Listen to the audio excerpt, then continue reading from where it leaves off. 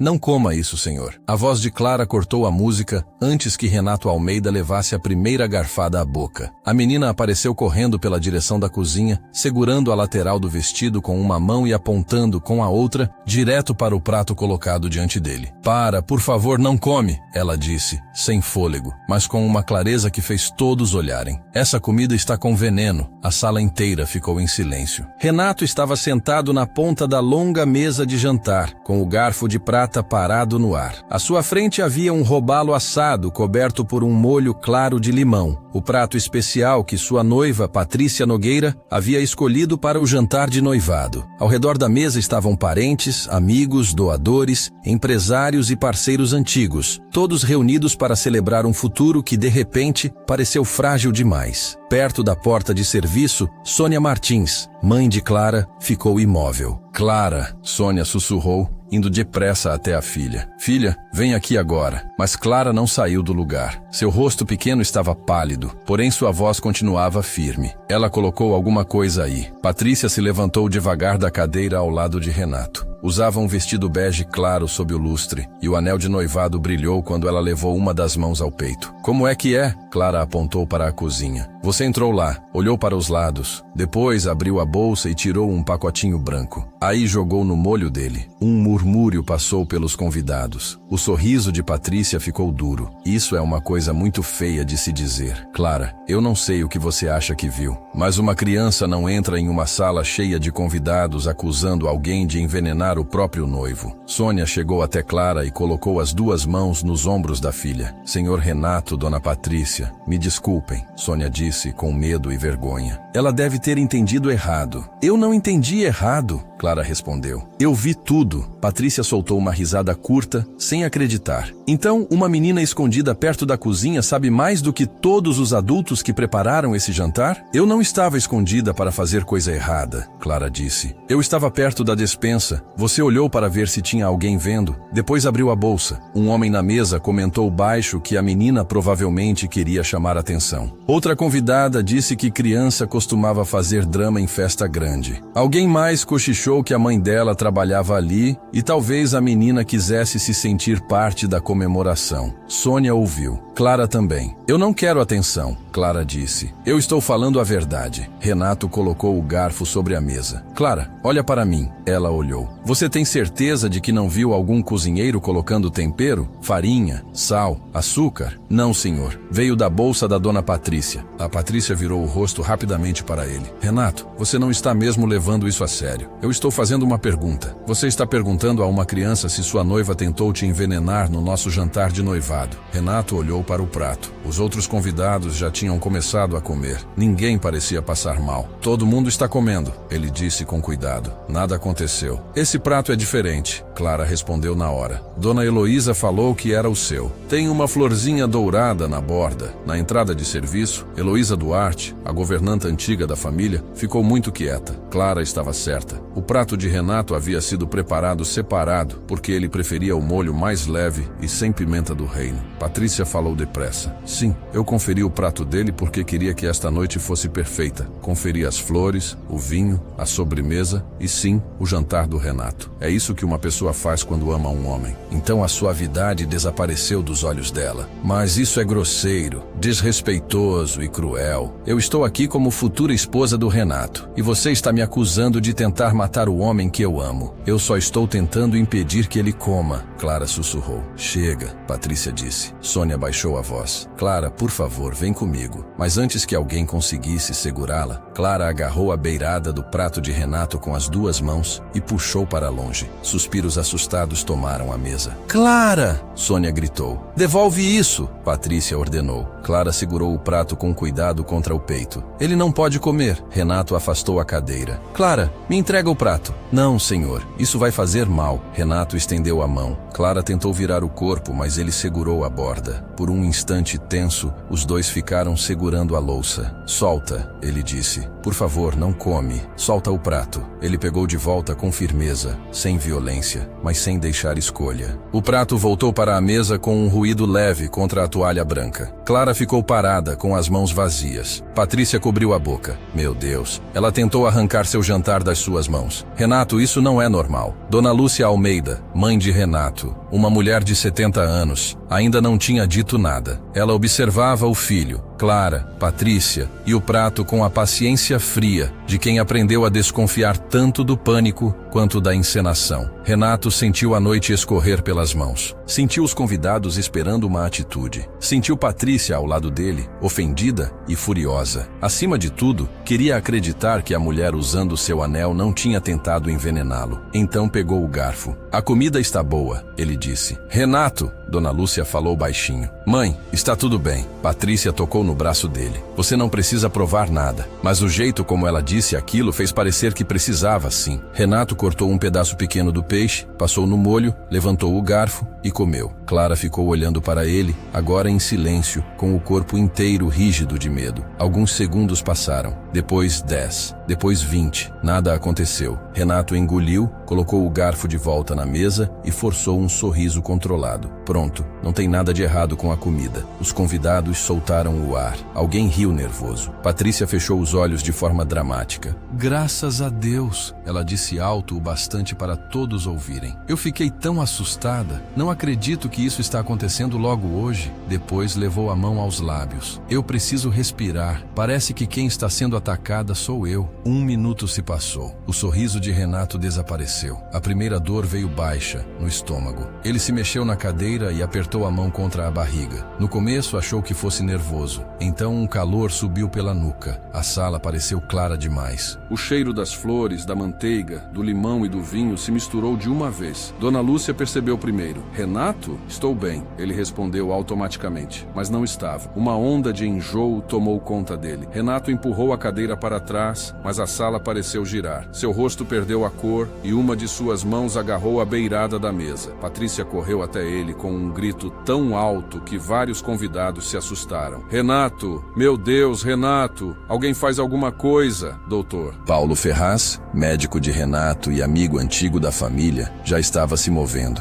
Afaste-se, Patrícia. O que está acontecendo com ele? Ela exigiu. Ele estava perfeitamente bem. Dona Lúcia se levantou. Paulo, cuida do meu filho. O médico verificou o pulso e os olhos de Renato, enquanto ele se inclinava para a frente, tentando controlar a respiração. O que ele comeu? Dr. Paulo perguntou. Clara respondeu antes de qualquer adulto. Aquilo, disse apontando para o prato. Só aquilo, doutor. Paulo virou o rosto de repente. Ninguém toca nesse prato. Ninguém tira copo, garfo, guardanapo, nada. Patrícia cobriu o rosto. Isso é um pesadelo. Era para ser nosso jantar de noivado. Dona Lúcia olhou para ela naquele momento. Olhou de verdade. Patrícia, ela disse, afaste-se do meu filho. Lúcia, eu também estou assustada. Afaste-se. Patrícia deu alguns passos para trás. Uma ambulância foi chamada. A segurança preservou a sala de jantar. Os convidados ficaram em grupos, sem saber o que dizer. Sônia puxou Clara para perto, mas a menina não se escondeu. Ficou quieta ao lado da mãe, observando os adultos finalmente agirem com a urgência que ela havia tentado provocar minutos antes. Quando Renato foi levado para fora da sala, olhou uma vez para Clara. Estava doente demais para falar, mas sua expressão já tinha mudado. O prato ficou sob o lustre, com o molho de limão esfriando ao redor do pedaço de onde uma única garfada havia sido tirada. No hospital, Renato foi levado por uma entrada reservada. Dr. Paulo dava instruções enquanto enfermeiros conectavam monitores, colhiam sangue e tentavam controlar o enjoo e as dores. A família Almeida chegou em um grupo tenso. Marina, irmã de Renato, Otávio, seu tio, assessores e seguranças. Depois vieram Sônia e Clara. Sônia não queria ir, mas Dona Lúcia se virou para ela ainda na mansão e disse: "Sua filha tentou salvar meu filho hoje. Isso já é motivo suficiente para vocês virem." Na sala reservada de espera, Sônia parou na porta, insegura sobre poder entrar. Dona Lúcia percebeu. Dona Sônia, por favor, entre. A gente pode esperar lá fora, senhora. Não, você e Clara ficam onde eu possa ver vocês. Clara subiu em uma cadeira no canto, com os pés sem alcançar o chão e uma boneca de pano presa debaixo do braço. Marina sentou-se diante dela. Foi você que pediu para ele não comer? Foi, senhora. O que você viu? Sônia ficou tensa, mas Clara respondeu baixinho. Eu vi Dona Patrícia colocar um pó branco na comida dele. A sala ficou parada. Otávio, juiz aposentado, olhou para Dona Lúcia. Alguém chamou a polícia? Márcio Bittencourt está preservando a cena, Dona Lúcia disse. Paulo mandou ninguém tocar no prato. A segurança está copiando as imagens das câmeras. Ótimo, Otávio respondeu. Porque se isso for o que parece, deixou de ser assunto de família. Algum tempo depois, Dr. Paulo entrou no quarto de Renato com as primeiras notícias. Renato estava estável, mas tinha tido sorte. Sorte até que ponto? Renato perguntou. O médico fez uma pausa. Você comeu uma garfada. Se tivesse comido a porção inteira, talvez estivéssemos conversando na UTI. Ou talvez nem estivéssemos conversando. Renato fechou os olhos. A voz de Clara voltou à sua mente. Não come. Ele viu as mãozinhas dela segurando o prato. Viu a si mesmo tirando o prato dela. Aquela lembrança doeu mais que as cólicas. Quando Dona Lúcia entrou, já não parecia a matriarca firme que todos conheciam. Era apenas uma mãe olhando para o filho em uma cama de hospital. Você me deu um susto, ela disse.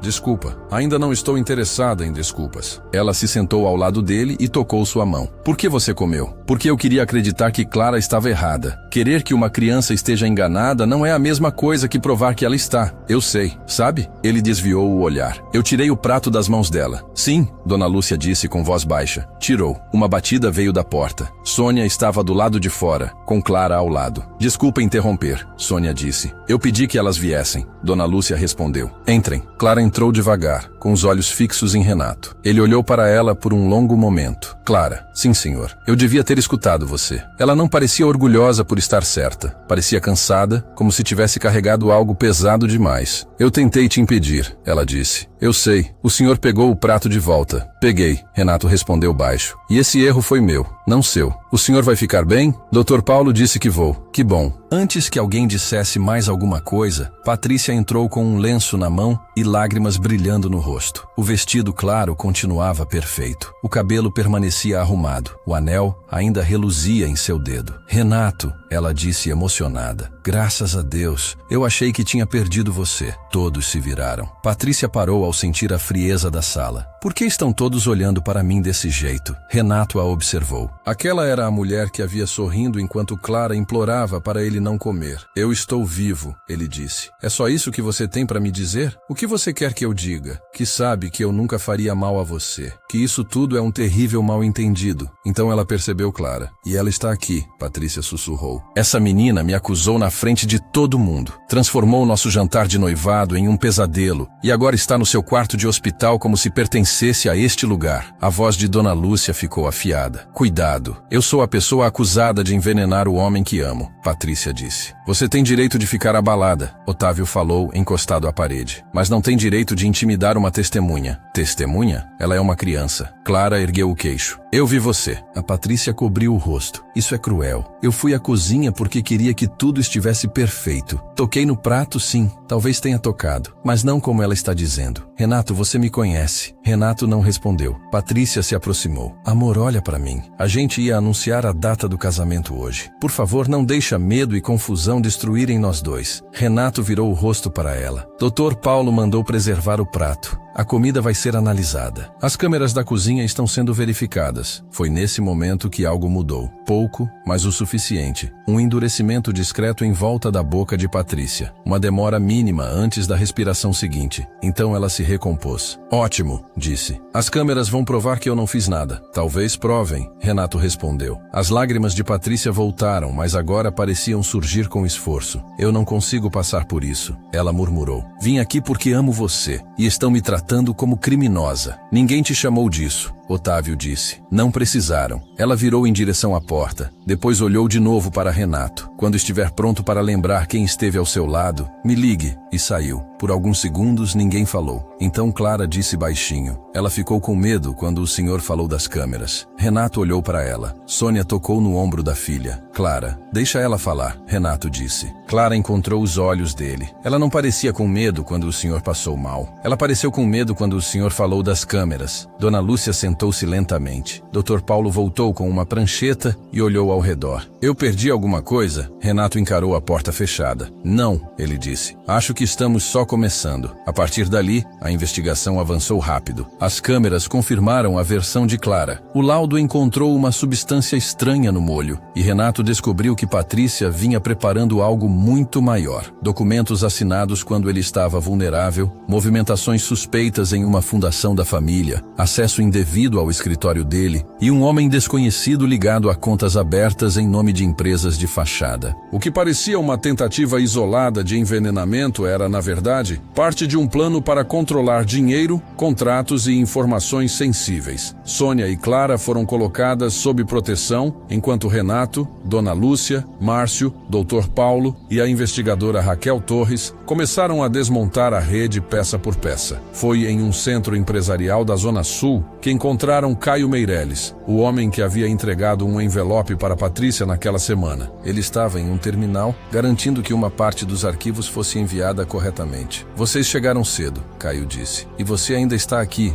Renato respondeu. Caio riu, mas a segurança daquela risada desapareceu quando Renato continuou. Ela já se livrou de você. A transferência principal saiu. Você é só a última pessoa parada em um lugar que conseguimos encontrar. Caio hesitou. Ajude a impedir isso, Renato disse. E talvez você ainda tenha uma chance de sair daqui de um jeito diferente. Caio ficou imóvel por alguns segundos. Depois digitou uma liberação temporária. Aquilo não apagava os dados, mas travava uma parte do sistema e atrasava a transmissão. Um ponto contido, Márcio confirmou. 4 ainda ativos. Pela primeira vez, desde que Patrícia apertou aquela tecla, Renato sentiu que havia recuperado alguma coisa. Não tudo, mas o suficiente para continuar. A noite ficou mais tensa. Um dos pontos saiu do ar. Depois reapareceu perto do centro da cidade, em uma torre executiva alugada por meio da mesma rede. Renato entendeu que Patrícia tinha concentrado o que realmente importava. No último andar, Patrícia estava em pé junto à janela. Não havia computadores, não havia servidores. Só ela e as luzes da cidade atrás. Você é mais rápido do que eu esperava, ela disse. E você é mais lenta do que imagina. Você bloqueou um ponto. Impressionante, mas não basta. O que você guardou? A parte que importa. Quem está com ela? Não é quem, é onde. Ela o estudou procurando alguma fraqueza e não encontrando a mesma pessoa que conhecia. Você não é o mesmo homem que estava sentado naquela mesa, ela disse. Não, Renato respondeu. Não sou. Uma sinceridade cansada passou pelo rosto dela. Pelo que vale, Patrícia falou. Você não deveria ter sobrevivido naquela noite. A voz de Dona Lúcia cortou a sala. Você vai responder por isso. Eu já respondi, Patrícia disse. Raquel avançou. Dessa vez, Patrícia não resistiu. Não houve luta. Não houve discurso final dramático. Apenas silêncio. A equipe de Márcio começou a conter os pontos restantes. Com a liberação feita por Caio e os acessos recuperados, conseguiram seguir o caminho, isolar os fragmentos e desligar a rede aos poucos. Renato olhou para a cidade. O plano ainda não estava totalmente desfeito. O estrago levaria tempo para ser reparado. Confiança, depois de quebrada, não voltava só porque uma ameaça havia sido presa. Precisava ser reconstruída com cuidado, com verdade no lugar do silêncio. Dona Lúcia ficou ao lado dele. Acabou. Não, Renato disse, mas vai acabar. Porque aquilo já não era apenas sobre impedir Patrícia. Era sobre restaurar o que quase tinha sido roubado. Controle, segurança, justiça e a dignidade de uma criança que quase todos estavam prontos para ignorar. Quando Renato voltou para a mansão, o primeiro lugar aonde foi